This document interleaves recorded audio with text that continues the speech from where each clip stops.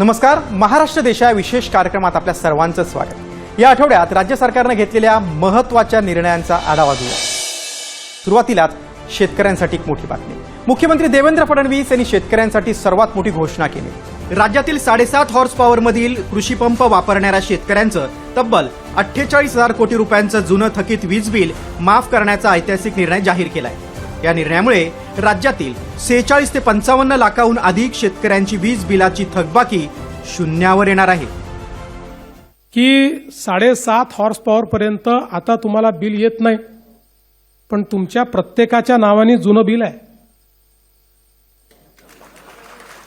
प्रत्येकाच्या नावाने आहे, ते खात्यात आहे, लिहून ठेवलं आहे. कधीतरी वसुलीला येऊ शकतं आणि कुठलंही दुसरं कनेक्शन घ्यायचं झालं तर तो लाईनमन चेक करतो, तुमच्यावर तर आहे जुनं बिल, मिळत नाही तुम्हाला. आणि म्हणून आता मी हा निर्णय घेणार आहे की 7.5 हॉर्स पॉवर पर्यंतचं जे जुनं बिल आहे 48,000 कोटी रुपयाचं जुनं बिल वसूल करायचं आहे. ते 48,000 कोटी रुपयाचं जुनं बिल आम्ही माफ करणार आहोत. पुणे शहर आणि परिसरातील वाढत्या वाहतूक कोंडीवर कायमस्वरूपी उपाय म्हणून पुणे शिरूर, हडपसर यवत आणि तळेगाव चाकण शिक्रापूर या 3 महत्त्वाच्या महामार्ग प्रकल्पांचं मुख्यमंत्री देवेंद्र फडणवीस आणि केंद्रीय रस्ते वाहतूक मंत्री नितीन गडकरी यांच्या हस्ते भूमिपूजन झालं. त्यावेळी उपमुख्यमंत्री सुनेत्रा पवार उपस्थित होते. महाराष्ट्र राज्य पायाभूत सुविधा विकास महामंडळ सार्वजनिक खासगी भागीदारी तत्वावर सुमारे 18,000 कोटी रुपये खर्च उभारणार आहे. प्रति किलोमीटर 9 रुपये दराने 25 वर्ष टोल आकारला जाणार आहे. राज्यातील 484 कोटी रुपयांच्या 9 पायाभूत सुविधांचं लोकार्पण मुख्यमंत्री देवेंद्र फडणवीस आणि केंद्रीय मंत्री नितीन गडकरी यांच्या उपस्थितीत नागपुरात झालं. रेल्वे फाटकांवरील अपघात टाळण्यासाठी येत्या 3 वर्षात 145 रेल्वे उड्डाण पूल बांधून महाराष्ट्र रेल्वे फाटक मुक्त करण्याची घोषणा मुख्यमंत्र्यांनी केली. महारेलच्या माध्यमातून ही कामं जलद गतीनं पूर्ण केली जात आहेत. त्यामुळे राज्याच्या विकासाला मोठी चालना मिळत असल्याचं त्यांनी सांगितलं.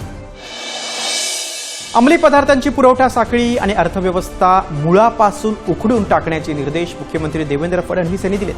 जनजागृतीसाठी इयत्ता 7वी ते 10वीच्या अभ्यासक्रमात याच्या दुष्परिणामांचा समावेश करावा. राज्यात नशामुक्ती केंद्रांची साखळी उभारण्यात यावी आणि अंमली पदार्थ विरोधी कारवायांमध्ये उल्लेखनीय कामगिरी करणाऱ्या पोलीस आणि नागरिकांसाठी बक्षीस योजना लागू करावी असे निर्देश पदार्थ संदर्भातील आयोजित बैठकीमध्ये मुख्यमंत्र्यांनी दिले. राज्यातील कर्करुग्णांसाठी महाकेअरच्या माध्यमातून जागतिक दर्जाच्या उपचार आणि संशोधन सुविधा निर्माण करण्याचे निर्देश मुख्यमंत्र्यांनी दिले. यासाठी नागपूरमध्ये Nagpur high energy medical cyclotron project ही उपकंपनी स्थापन होणार आहे. 100 कोटींच्या निधीला मंजुरी मिळाली. या प्रकल्पासाठी टाटा मेमोरियल हॉस्पिटलसोबत तांत्रिक करार करण्यात आला. प्रत्येक जिल्ह्यात कर्करोग उपचार केंद्र उभारली जाणार आहेत. मुख्यमंत्री देवेंद्र फडणवीस यांच्या अध्यक्षतेखाली परिवहन विभागाची महत्त्वाची बैठक झाली. यावेळी एसटी डेपोच्या पुनर्विकासातून उत्पन्न वाढून महामंडळाला आर्थिकदृष्ट्या सक्षम करण्याचे निर्देश मुख्यमंत्री देवेंद्र फडणवीस यांनी दिले. प्रत्येक डेपोची व्यावसायिक क्षमता लक्षात घेऊन स्वतंत्र विकास आराखडा तयार केला जाईल. एसटीच्या जागांची मालकी कायम ठेवून 49 अधिक 49 वर्षाच्या लीज मॉडेलचा विचार सुरू आहे. सार्वजनिक खासगी भागीदारी आणि मेट्रोशी एकात्मिकीकरण करून मल्टीमोडल ट्रान्सपोर्ट हब विकसित बैठकीत भर देण्यात आला. उपमुख्यमंत्री एकनाथ शिंदे यांनी पंढरपुरातील दर्शन रांगेची पाहणी करत भाविकांशी संवाद साधला. पंढरपूरमध्ये विठ्ठल रुक्मिणी दर्शनासाठी येणाऱ्या भाविकांसाठी राज्य सरकारनं कॉरिडॉर तयार करण्याचा निर्णय घेतला. हा कॉरिडॉर करताना स्थानिक व्यापारी आणि रहिवाशांना विश्वासात घेतलं जाईल असं आश्वासन त्यांनी बाधितांशी चर्चेदरम्यान दिलं. लाखो भाविकांच्या सोयीसाठी स्थानिकांनी सहकार्य करावं असं आवाहन उपमुख्यमंत्र्यांनी केलं. अमृत भारत स्टेशन योजनेअंतर्गत 11 कोटी 40 लाख रुपये खर्चून बारामती रेल्वे स्थानकाचा जागतिक दर्जाचा पुनर्विकास करण्यात आला. याबद्दल उपमुख्यमंत्री सुनेत्रा पवार यांनी पंतप्रधान आणि रेल्वे मंत्र्यांचे आभार मानले.